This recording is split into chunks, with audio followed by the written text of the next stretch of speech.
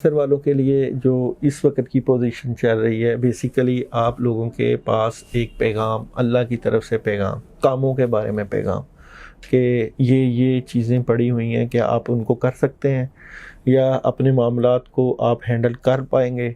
तो इस पोजीशन में जज्बातियत से काम नहीं लेना, अक्लो दानिश का सहारा लेना है और अल्लाह के ऊपर भरोसा करके, क्योंकि आपके पास अल्लाह ताला ने कुछ कर गुज़रने की पावर दी हुई है और आपने हमेशा ज़िंदगी के मामलात में जब भी कभी वक़्त आया आपने करके दिखाया है कि मैं अपनी ज़िंदगी को कैसे ठीक कर सकता हूँ। तो अब भी आप ठीक करेंगे, अब भी आपका भरोसा अल्लाह के ऊपर उतना ही है जितना पहले था। तो ये जो कामों से, मामलात से, ज़िंदगी के मामलात से जो आप परेशान हो रहे हैं, उस परेशानी से निकलें, काम करें, अपने हालात को ठीक करें।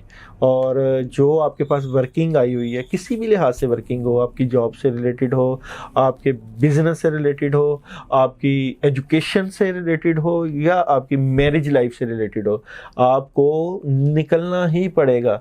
और जज्बे के साथ, हौसले के साथ अल्लाह की मदद लें, कामों की तरफ ध्यान करें और सूरह इखलास का विर्द करें। इशा के बाद 100 मरतबा सूरह इखलास पढ़ें।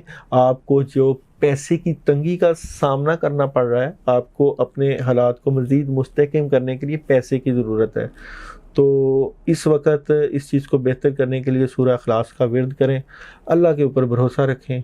मुश्किलें, परेशानियां इंसानों पर ही आती हैं और इन मुश्किलों और परेशानियों से अल्लाह ही निकालते हैं। तो अल्लाह से दुआ है अल्लाह आपके हालात को मज़ीद बेहतरी की तरफ लेके जाए।